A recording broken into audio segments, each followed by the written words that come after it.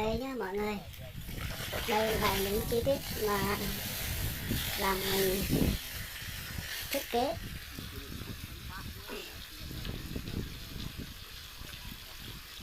Vừa thiết kế vừa sơn màu, vừa chưa xong. Làm nốt ngày nay là xong, đến chiều là anh em mình sẽ đi dựng. Đấy các bạn thôi, nhìn rất là đẹp. Cái này từng miếng tới lắp vô mấy cái trụ cột kia. Rồi anh em mình đang sơn, đang thiết kế vẽ. Đấy các bạn thấy không?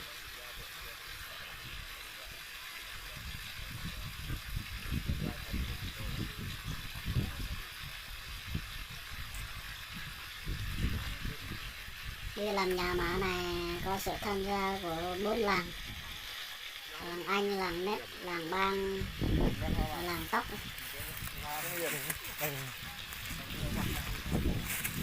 Riêng cái làng Bang họ chia ra từng nhóm, 3-4 nhóm, rất là nhiều. Thì họ là chủ nhà. Đây, anh em mình đã làm xong rồi.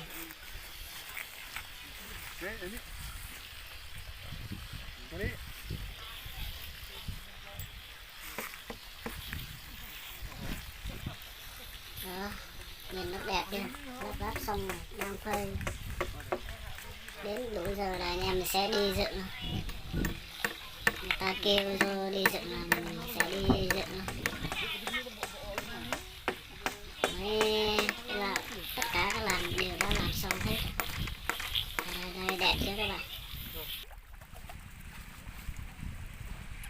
Của làng mình có 3 cột. Đây có 1, 2, 3 đó, 3 cột đó.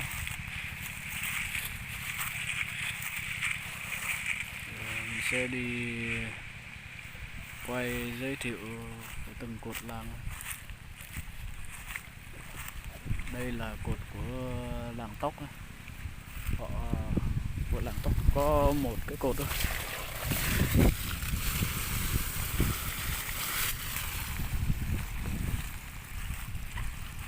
Đây là của làng Bang.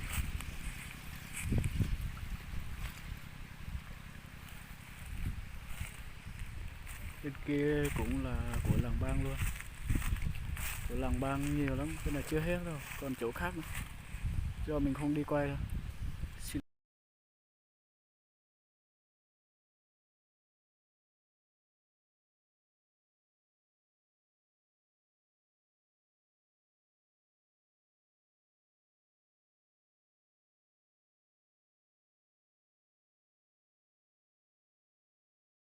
Để bộ nhà ma này là một cái lễ rất là đặc biệt của người Gia Rai.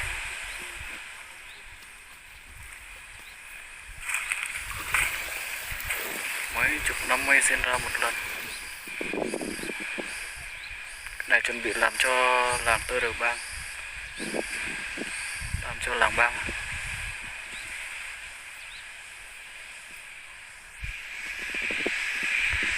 Nhìn rất là đẹp.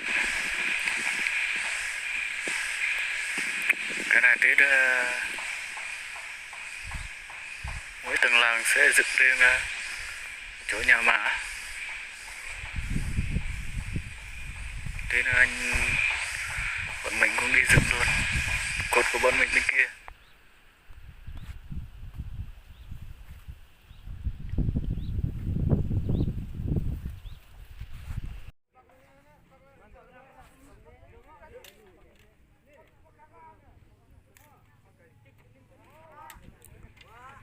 Đây nhá các bạn, anh em mình đang đi dựng cái cột dài lên tới hơn 10 mét luôn. Anh em mình phải cần đến nhiều người để mà dựng lên, tại vì cái cột này nó dễ bị cấy, phải làm nhẹ tay nó mới không bị cấy. Đây anh em quay này, anh em mình đang đi dựng. đi dựng sát ngay chỗ nhà má luôn.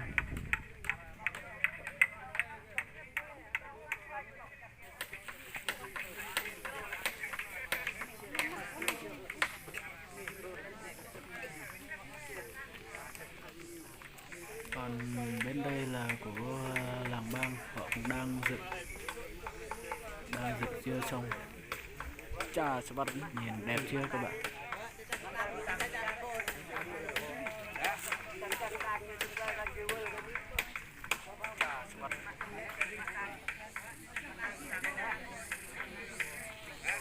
Các bạn nếu thấy video nào hay, các bạn đừng quên đăng ký kênh, hãy chia sẻ để mọi người biết đến kênh của mình nhé.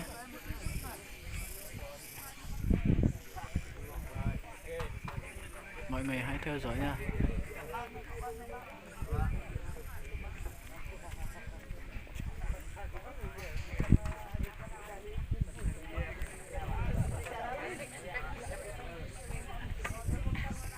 Cái buổi lễ này sẽ diễn ra vào tối nay luôn.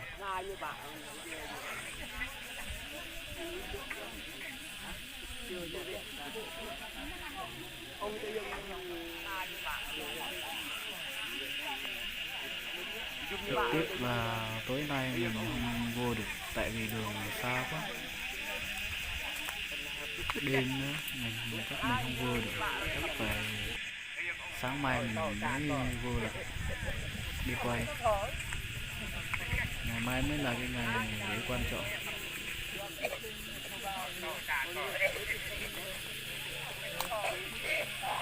Đây là cái nhà má nha các bạn. Là được việc làm.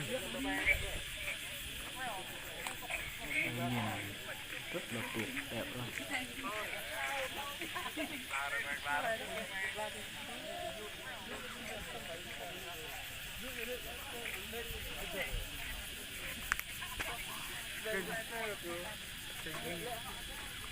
Cái tầm New York mình đợi được.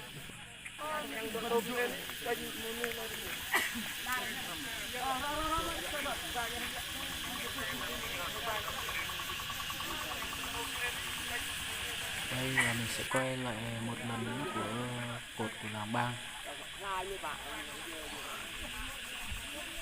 Đây là của làng Bang đấy.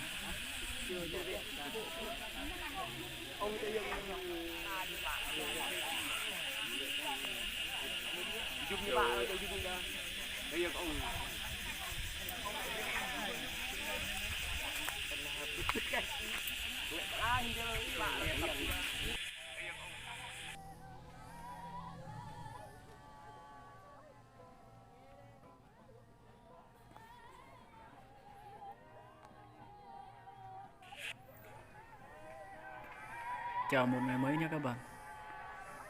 Đây là buổi chiều rồi của ngày hôm nay rồi. Đây là cái ngày buổi lễ của cái ngày hôm nay. Mình cũng đi hơi muộn rồi, mình quay lại muộn rồi.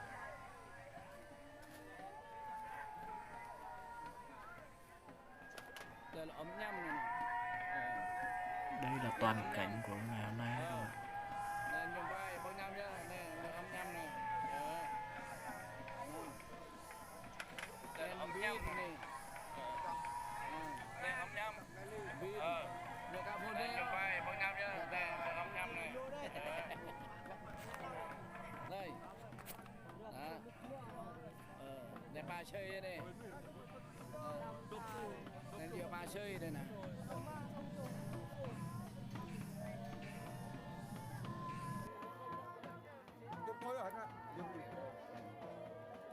Coba ka. Thailand dah ni Delhi Thai. Tadi Này ba chơi cái là bình. Không cho.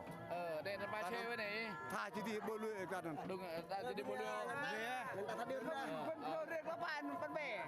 Mừng như này. Nah, người ta đi ra bơi lội. Kalau đang rê như lệ rồi, nó mới buồn. Rê bè. Là đây. Ha, anda Delhi. Asal.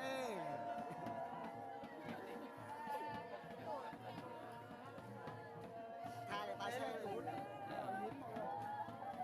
này vô ba xe là đi lên ơi cuối cùng rồi cái con ấy dê buồn dê buồn ở ngay cụ già xe gọi là dê buồn hơn là tàu ấy ba năm mà tàu ấy để ba xe về tên này dê buồn cuối cùng rồi bác ạ đây là dê buồn là ba xe vậy này mừng vận đi đi qua gọi ta cũng không